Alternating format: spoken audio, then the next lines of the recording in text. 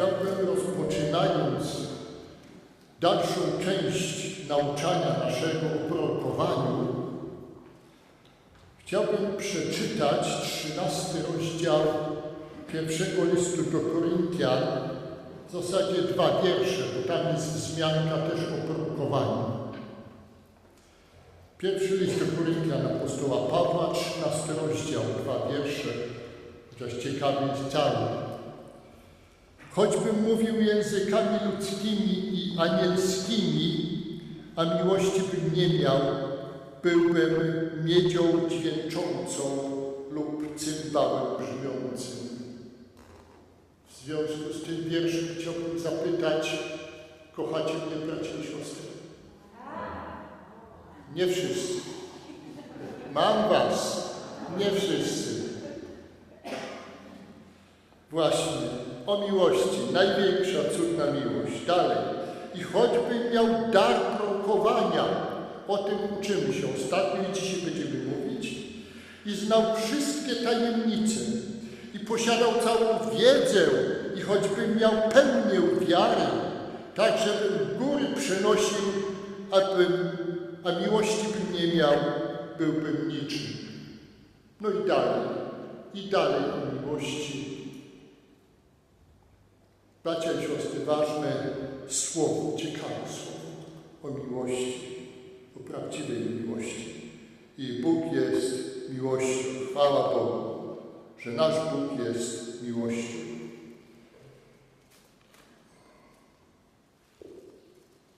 Przejdziemy do ciekawego tematu, jakim jest prorokowanie,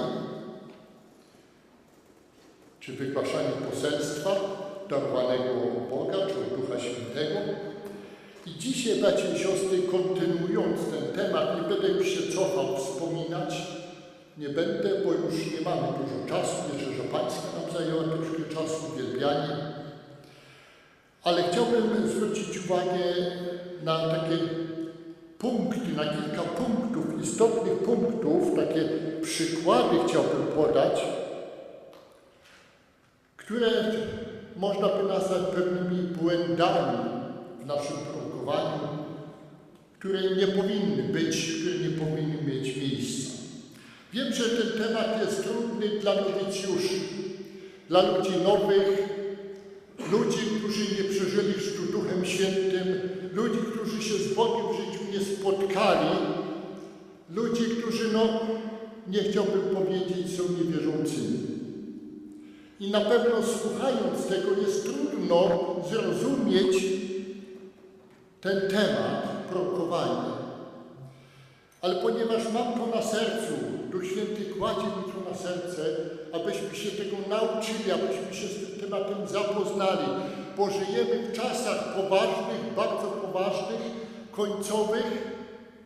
To, co dzieje się, popatrzcie, w Izraelu, w Jeruzalem, coraz więcej państw przenosi tam swoje ambasady. Chwała Panu. Żyjemy w poważnych czasach i w tych czasach trudnych, ostatnich, poważnych, Duch Święty ma być szczególnie wylany. Nie mówię już o czasie tysiącletniego królestwa, które jest jeszcze wciąż przed nami. I chciałbym podać przykłady, bracia i siostry, o złym takim, każdym użyciu, czy o każdym wykładaniu proroctwa, jeżeli przekracza granicę już pychy, rządzy, władzy, czy innej każdej takiej nieduchowej postawy, co jest często też zauważane. I chciałbym w skrócie tu podać. Na pewno proroctwo nie może być pomocą w decyzjach handlowych. Czasami spotykam, będąc na takich nabożeństwach, na tego typu nabożeństwach, gdzie ludzie się też o to modlą i prorokują. W Biblii nie spotykamy tego. Biblia dla nas zawsze musi być wzorem w każdym postępowaniu, zachowaniu, myśleniu, bracia i siostry, odbieraniu Bożego prowadzenia. Biblia nas naucza, Słowo Boże nas naucza. Proroctwo jest do tego uzupełnieniem. Ale jeżeli nie ma tego w Biblii, nie może być to uznane za właściwe. Dalej, proroctwo nie może być środkiem do... I tu ciekawe mam słowo dla was, młodzi. Młodzi ludzie, młodzieży kochani, nie może być środkiem do kojarzenia małżeństw. I tego w Biblii nie spotykamy. Spotykałem małżeństwa, które prosiły o prorokowanie w tych sprawach. Jaka jest wyrocznia Pana. I spotykałem małżeństwa, które otrzymywały po ich myśli proroctwo, że tak jest, to dla ciebie mężczyzna, to dla ciebie niewiasta. Po jakimś czasie się okazywało, że myślą już o rozwodzie, a po jakimś czasie się okazało, że się rozwiedli i po jakimś czasie się okazało, że to nie mówił Pan. To jest bardzo ważne, bracia i siostry. Chcemy się uczyć tego, ja szczerze dlatego mówię. Proroctwo nie jest też drogą do obsadzania żadnych stanowisk, czy nazwałbym to urzędów w zborze. Nie spotykamy tego w Biblii. Niektórzy powołują się na Słowo Boże w Dziejach Apostolskich, 13 rozdział, od 1 do 6 wiersza. Może na tym chwilę się zastanowimy. 13 rozdział Dziejów Apostolskich, od 1 do 6 wiersza. I na poparcie metody powoływania do urzędów przez proroctwo cytują właśnie niektórzy to miejsce z Biblii. Ale jeżeli uważnie czytacie, wyraźnie jest wyświetlone na ścianie, dlatego ja już nie czytam. Jeżeli wyraźnie czytacie to miejsce, bracia i siostry, to zauważcie, tutaj nie chodzi o powołanie, a o wysłanie już dwóch powołanych. Już powołanych. O wysłanie do pracy misyjnej. Już powołanych przez Boga ludzi, czy przez Ducha Świętego. O wysłanie, o wypchnięcie, o wyprawienie ich w drogę misyjną. Ludzi powołanych już, wcześniej kiedyś powołanych. Bardzo lubię skrupulatnie czytać Boże Słowo, wiersz po wierszu rozważać i z wami też to czynię i dlatego to tyle czasu nam schodzi, ale myślę, że kiedyś będziecie mi za to wdzięczni. Powierzcie mi, że tyle lat mam, ale nigdy nie słyszałem, żeby tak dokładnie było to analizowane, to miejsce Słowa Bożego o prorokowaniu. I powołanie apostoła Pawła na przykład miało miejsce już przy jego nawróceniu, pamiętacie? A Barnaba, który mu towarzyszył, później który dołączył, był już w zasadzie był zaangażowany w służbę pańską, w służbę misyjną. Przejdźmy dalej. Słowo pańskie czy proroctwo nigdy nie może służyć do wymuszania wyznania. Czasami się rozmawia z ludźmi na jakieś tematy, często którzy sami przychodzą do osób, którzy mają proroctwo od Boga, przynajmniej od czasu do czasu. No i proszą w pewnych sprawach, żeby się modlić, żeby Pan powiedział, żeby Pan odpowiedział. I często się oczekuje od nich, albo nawet się wymusza pewnego takiego wyznania, żeby coś powiedzieli o sobie, o tej sprawie, którą proszą, żeby prorokować. I będąc na przykład na takim nabożeństwie jednym gdzieś tam, nie będę mówił wam już gdzie, zauważyłem, jak ten człowiek, który miał prorokować w tej sprawie, wypytywał o pewne detale, szczegóły, a potem, mając już pewną wiedzę zaczerpniętą, prorokował. No i oczywiście czas pokazał, że to wcale nie było proroctwo od Ducha Świętego, tylko oparte już na pewnej zaczerpniętej wiedzy. Ileż nieszczęścia jest zwiedzenia, jest bracia od ludzi, którzy się mają za pewnych duchowych. Mówiłem wam niedawno, miałem telefon od pewnego człowieka, który ma się za wierzącego i mówi mi, że mówiłem wam to, że Duch Święty kazał do mnie zadzwonić, no i że z żoną chcą przyjechać do nas i popatrzcie, która niedziela i ich nie ma. Tak mówi Duch Święty. Tak mówi Duch Święty. No widzicie. A powiedzieliśmy sobie, no to do zobaczenia w niedzielę. Jeszcze powiedziałem, w najbliższą niedzielę, bo będziemy mieli gościa. No ale nic. Tylko mamy taki mały fragment.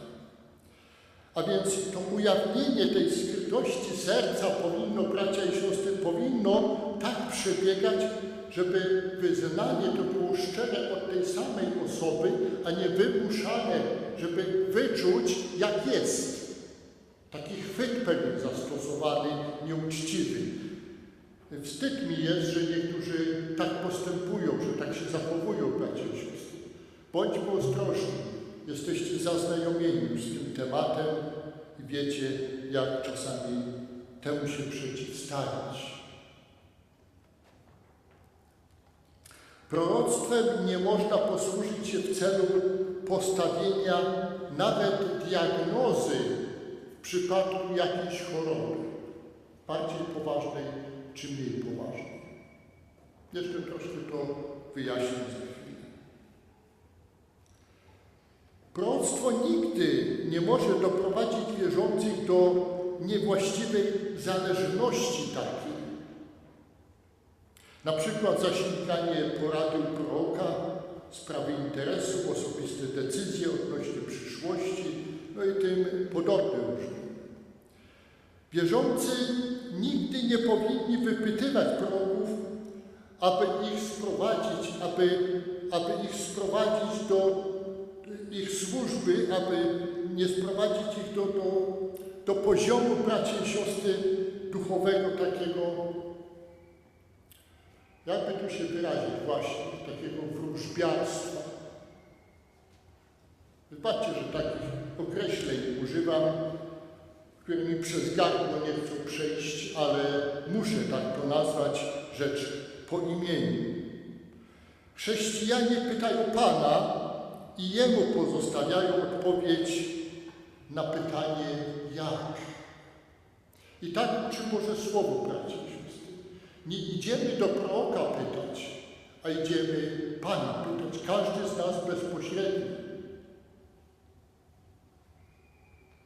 Nawet taki prosty przykład, nie tyle związany z proroctwem samym, co czasami ktoś przychodzi o modlitwę, a ja mówię, a sam się już modliłeś o to? Nie. Ja mówię, no właśnie. Najlepiej niech się pastor modli, starszy. Nie, ty się modli. Naucz się nawiązywać kontakt z Panem w modlitwie. Rozmawiaj z Panem o sobie, o swoich problemach, potrzebach. Właśnie. Podobnie w sprawie też prorokowania. Zwracajmy się do Pana bezpośrednio, każdy z nas, nie do proroków. Zauważyłem, czytając Biblię, szczególnie zatrzymując się na pewnych zagadnieniach proroctwa w Biblii, że w Nowym Testamencie proroctwa nie podlegają stawianiu pytań. A to dlatego, że jak ma Pan słowo do ciebie, to i tak nie powie ci. W swoim czasie, we właściwym czasie. Jeżeli nie bezpośrednio to użyje kogoś, aby dał ci proroctwo od Pana.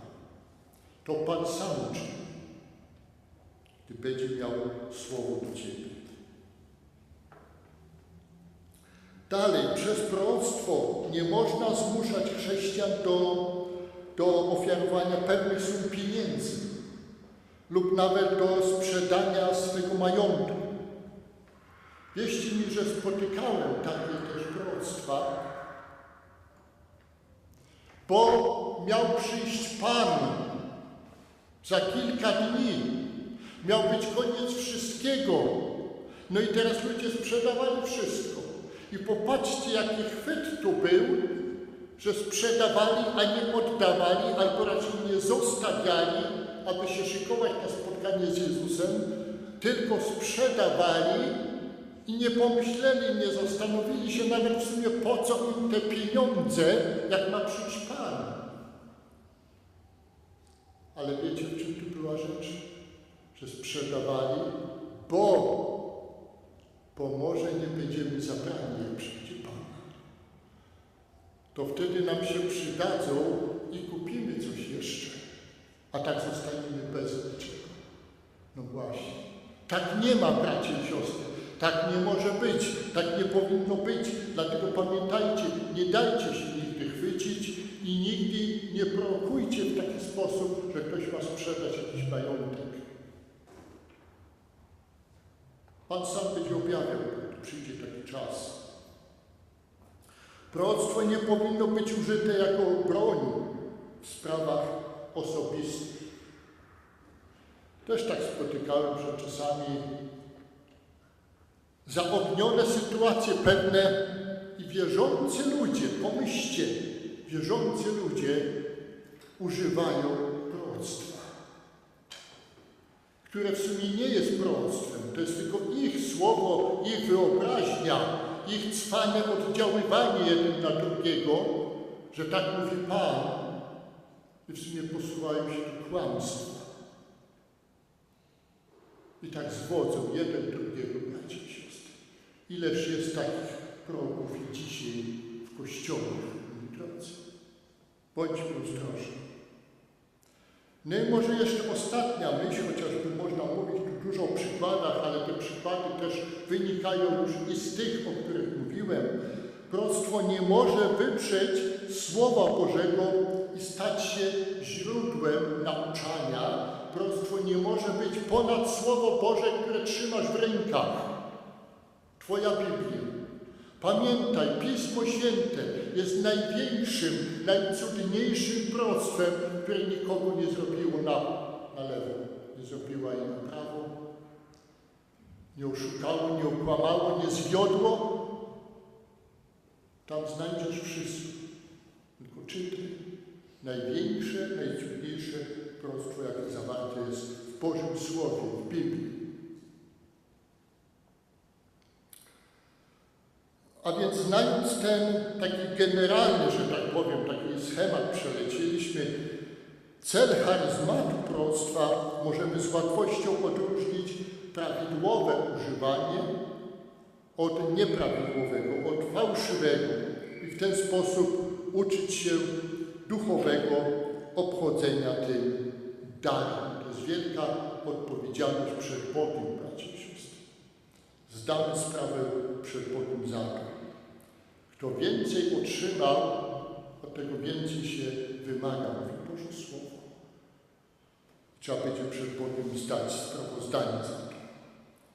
Chciałbym, żebyśmy jeszcze się zastanowili nad pytaniem, gdzie u proroka rodzi się to proroctwo? Gdzie ono się rodzi? Na początku chciałbym znów wyjaśnić dwa takie pewne błędne pojęcia.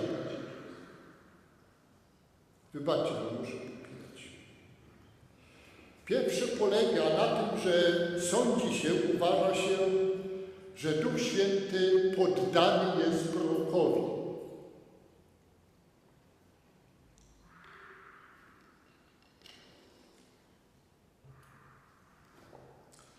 I używa się Słowa Bożego z pierwszego listu do Koryntian 14:32. Wielu wierzących tak dziwnie czyta Słowo Boże, że czasami, gdy rozmawiamy, to jestem zdziwiony, jak oni to odbierają, jak oni to rozumią w ogóle, jak interpretują. Ja mówię, no Boże, no przecież zdaje się tak pisze, że gdybym dał uczniowi ze szkoły z pierwszej klasy podstawowej i dał przeczytać i spytać, jak ty to rozumiesz, co przeczytałeś, to by tak nie zrozumiał, zrozumiał, jak często dorośli, poważni, wierzący ludzie, którzy jeszcze mówią, że są prowadzeni Duchem Świętym. Niech Bóg przebaczy często tym ludziom. A więc 1 Koryntian 14:32. I czytamy, a duchy proroków są poddane prorokom. Jakie duchy są? Które to duchy? Nie czytamy, że Duch Święty, bracia i siostry. Gdyby Duch Święty był poddany człowiekowi, ale byśmy tu mieli, co? Wow! Bóg nigdy się nie poddał człowiekowi. Pod żaden wpływ, pod żadne panowanie i władzę. Czytamy tu, że duchy proroków, ten ludzki duch, człowiek składa się z ducha, duszy i ciała. Z ducha, duszy i ciała. I ten duch mój, ten duch twój, jeżeli prorokujesz, ten duch twój, bracia i siostry, poddany jest Tobie. Tak należy rozumieć to Boże Słowo. Inaczej taki pogląd jest absolutnie błędny. Już od dawna człowiek, od początku próbował uczynić Boga poddanym sobie. Zawsze taka tendencja była, bracia i siostry. Ale zawsze wówczas stwarzał bożki sobie. Tak na tym człowiek wychodził. Do tego stopnia, że te bożki mówiły mu, te bożki otwierały oczy, otwierały usta, słyszał, rozumiał, były z nim. Do tego stopnia, że psychicznie ludzie kończyli często, nawet i, Boże przebacz, wierzący. Smutne to jest. To jest bardzo niebezpieczna rzecz, bracia i siostry. Jeżeli ktoś nieszczerze traktuje Boga i Ducha Świętego i całe Jego dzieło. Bóg jest Bogiem, Duch Święty jest Panem i czytamy w drugim liście do Koryntian 3:17. On nigdy nie był i nie będzie poddany człowiekowi. Jeszcze jedno ważne do omówienia zagadnienie, błędne pojęcie zasadza się na mniemaniu, że w proroctwie Duch przemawia przez proroka, który jest wtedy tylko kanałem albo takim głośnikiem. Myślę, że chyba wszyscy z takim stwierdzeniem się spotkaliśmy już w życiu. Wiem, że nie wszyscy jesteście z Kościoła Zielonoświątkowego, czy charyzmatycznego, czy Bożego w Chrystusie, czy jakie tam jeszcze nazwy nie wymieniać kościołów tych, którzy są zaznajomieni z Duchem Świętym, którzy przeżywają Ducha Świętego. Ale bracia i siostry, dużo o tym słyszeliśmy na pewno i mamy pewne stanowisko w tej sprawie, takie czy inne. I taki pogląd jest też błędny. Musimy być bardzo ostrożni. Nie spotykamy, że Duch przemawia przez proroka, który jest tylko wtedy takim kanałem, przekazicielem. Zauważcie, że u Boga nie ma automatów. U Boga są tylko posłańcy, których Bóg używa, których Bóg posyła ze zwiastowaniem Słowa Bożego. Z poselstwem, z proroctwem. 1 Koryntian 14:32, to co już wcześniej mówiłem. Ten wiersz pomaga nam lepiej zrozumieć proroctwo.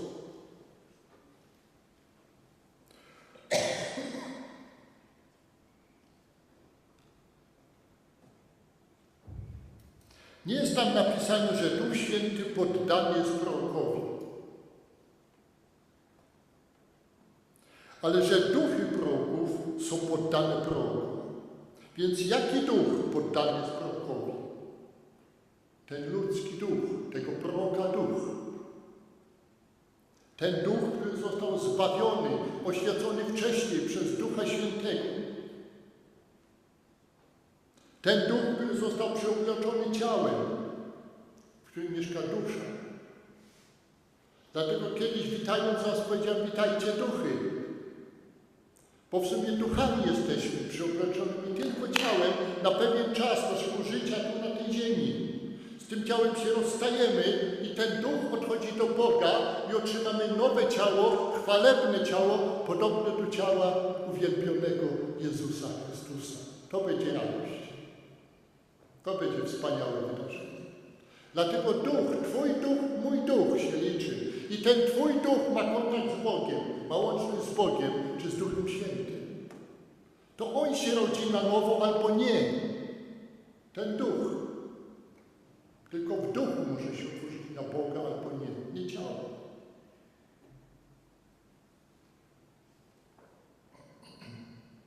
A więc ten Jego duch, własny duch, w nim przez Ducha Świętego, w tym Duchu Twoim, rodzi się proroctwo, bracia i siostry. Dlatego postawiłem pytanie na początku, gdzie rodzi się proroka do proroctwa? Gdzie ono powstaje? A więc Jego duch, Boży duch, poświadcza naszemu duchowi. I to obowiązuje dziś, i teraz, i wciąż. Duch Święty poświadcza naszemu duchowi, pisze. I tak odbieramy też i proroctwo. I dlatego błędem jest, gdy ktoś mówi o charyzmacie proroka, że przez proroka przemawia Duch Święty. I wierzcie mi, że w moich młodych latach, w dzieciństwie, w młodości, tak często słyszałem interpretowane Słowo Boże, albo gdy oglądałem pewnych kaznodziei za kazalnicą, ewangelistów, misjonarzy, pastorów i czasami ktoś mówił, ale było dziś nabożeństwo i Duch Święty przemawiał przez tego człowieka. Chociaż tak słysząc, takie stwierdzenie, tak podaną interpretację rozumiałem, w czym jest rzecz. Po prostu źle to odbierali ludzie, źle przekazywali, co nie znaczy, że Duch Święty autentycznie nie miał miejsca. Na pewno tak. Także zauważcie, co ja z kolei też tu mówię, żebyście nie myśleli, że ja wszystko przekreślam. A więc to mówi prorok z natchnienia ducha. Pamiętajmy, jeżeli jest podane proroctwo do kogoś, do osoby, czy do zboru przez proroka, to mówi prorok z natchnienia świętego ducha. Nie jakiegoś tam ducha, nie z czyjegoś ducha z sali, towarzysza, kolegi czy brata, który obok siedzi, ale Ducha Świętego. Prorok otrzymał objawienie, Duch Boży dał je jego duchowi. Teraz on, omylny człowiek, przekazuje te Boże myśli swoimi słowami dalej. Ciekawe to, nie? Się mocno nad tym zastanawiałem, bracia i siostry. Popatrzcie. Prorok otrzymuje objawienie, przeczytam to jeszcze raz, zapisałem sobie mocno, podkreśliłem. Duch Boży dał je jego duchowi, ten duch jest w nas, dał jego duchowi. Teraz on, ten omylny człowiek, ty i ja, do takich należymy. Zbawieni, ale wciąż omylni ludzie, tak. Wciąż słabi ludzie, wciąż potrzebujemy Bożej łaski, posilenia, obecności Ducha Świętego, prowadzenia Ducha Świętego. I ten omylny człowiek, ty i ja, przekazuje te Boże myśli, gdy prorokuje swoimi słowami teraz. Bóg używa naszego ducha i prorokujemy, i używa nas tej słabości naszego ciała, w jakiej jesteśmy. I swoimi słowami oddajemy to proroctwo, jakie Duch Święty dał naszemu duchowi. W sposób zwyczajny, prosty. Tu Duch Święty nie dobiera słów jakichś szczególnych, prostych, które trafiają do ducha ludzkiego, do tego, który odbiera to proroctwo, do tego, który jest adresatem, odbiorcą tego proroctwa. I Duch mówi do proroka, teraz prorok mówi do ludzi. I musimy teraz odróżnić poczęcie tego proroctwa w duchu ludzkim od jego odtworzenia, że tak powiem, przez człowieka inspirowanego przez Ducha Świętego. To jest też ważna rzecz.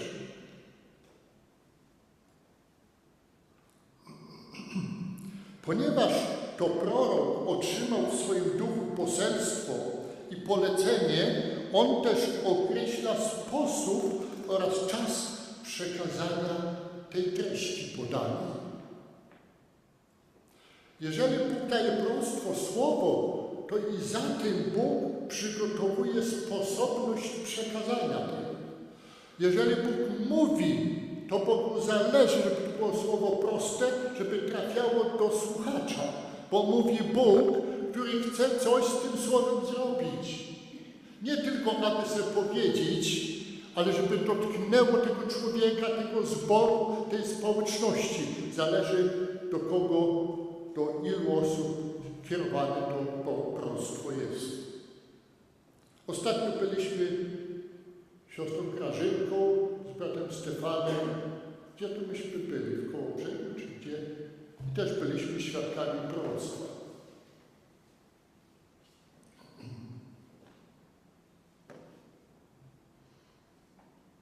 Czasami wierzący wypowiadali swoje proroctwa w środku kazania, tak było też.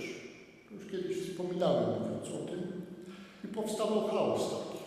Nie wytrzymywali. To słowo czyniło niejako taki napór w ich sercu, że oni musieli już wystartować z tym proroctwem. A mamy zdolność od Boga, gdy Bóg daje to słowo, mamy zdolność, tą moc, aby użyć to słowo, przekazać w stosownej chwili. Czyli jest kazanie, na przykład. Bóg przez Ducha Świętego daje proroctwo pewnej osobie i ta osoba teraz ma prawo, powinna poczekać z przekazem tego proroctwa. Kończy się kazanie, ta osoba się zgłasza do pastora, że Pan mówił dzisiaj do niej i przekazuje proroctwo. Tak prawidłowo. Bóg jest Bogiem porządku, dlatego czytamy. Tak pisze w Biblii. Inaczej są chaosy w zborach, a jeżeli jeszcze kilka osób ma proroctwo, braci i siostry. Także to nie przynosiło zwykle porządku, a często szkodziło nawet, bo powstawały nieporozumienia, że jeden drugiemu przeszkadzał się, wyprzedzał, jeden na drugiego uważał się bardziej duchowy. No bo teraz czy ten jest lepszy, co mówi słowo, czy ten, co ma proroctwo, prawda? Właśnie, tak też często było. I kaznodzieja wtedy nie jest w stanie nauczać. I czytamy tak, jeden ma nauczanie, drugi ma objawienie. I zauważyłem, że istotną sprawą w tym wypadku jest takie wykształcenie duchowego wyczucia czasu. Duchowego wyczucia czasu. Tej sposobności, tego momentu właściwego, kiedy Duch Święty chce, aby to proroctwo było wypowiedziane. I zawsze duchowy skutek będzie wtedy większy. Mowa prorocka ma towarzyszyć zwiastowaniu Słowa Bożego, a nie przerywać je, czy być dla niego przeszkodą, czy je nawet wypierać.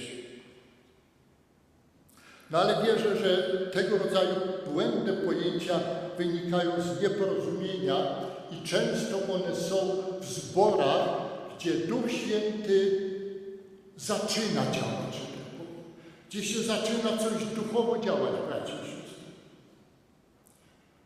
W sumie wtedy jesteśmy jeszcze mali, prawda, niedojrzali, bez doświadczenia, bez tej wprawy. No i są błędy. Czy to nienormalne w naszym codziennym życiu? Też. Podobnie i w duchowym. Ale ważne jest, jak wyciągamy wnioski, się uczymy i staramy się dawać właściwe miejsce Duchowi Świętemu, Jemu przewodnictwo, Jego działaniu, bracia i siostry. Dlatego często pojawiają się te błędne pojęcia z nieporozumienia, z braku doświadczenia.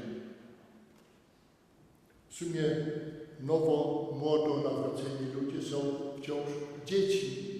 Wzrastają, czas robi swoje, uczą się, prawda? Dlatego, jak wspomniałem, już prorocy nie są mówiącymi automatami, jeszcze chwila, ale takimi posłańcami mający własną odpowiedzialność i własną decyzję, bracia i siostry, taką wolność decyzji w tym czasie, kiedy to poselstwo przekazać. I wyobrażenie o takim mechanicznym działaniu nowotestamentowego proroka znajdziemy prędzej w kręgu raczej spirytystów. Wiecie, co to jest? Niż w biblijnym świecie objawienia. Wierzcie mi, że wszędzie tam, gdzie spirytyści się zbierają, też są proroctwa. Tylko od kogo one są dane? Prawda? Od kogo one są tam dane?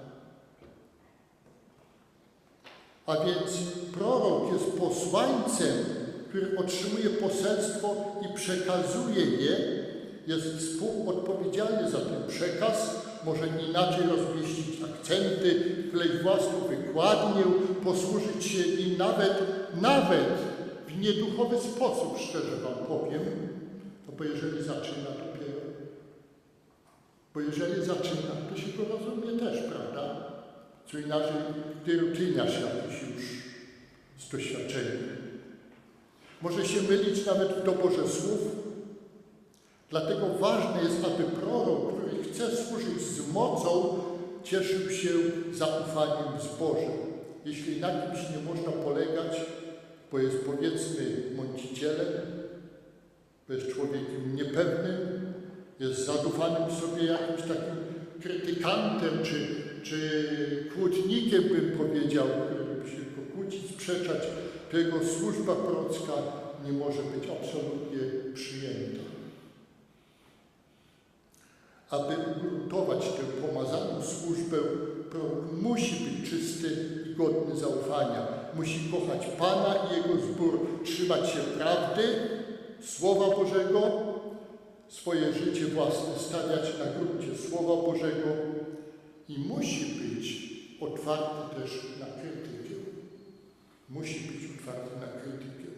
Ponieważ proroctwo rodzi się w duchu człowieka, w duchu proroka, jego przekazicielem jest człowiek natchniony Duchem Świętym. I pewnie, że może się wkraść do niego coś ludzkiego, nawet błędy językowe. I apostoł Paweł pisze dlatego tak: wszystkiego doświadczajcie, a co jest dobrego, tego się trzymajcie.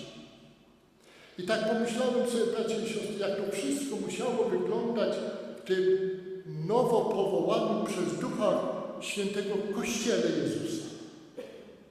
Jak to się tam zaczęło przez Ducha Świętego, jaki tam musiał być chaos, nieład. Ludzie nie znali tego, nie wiedzieli, co to jest działanie Ducha Świętego, co to dary Ducha Świętego, co to jest prorokować. Tam się musiało dziać.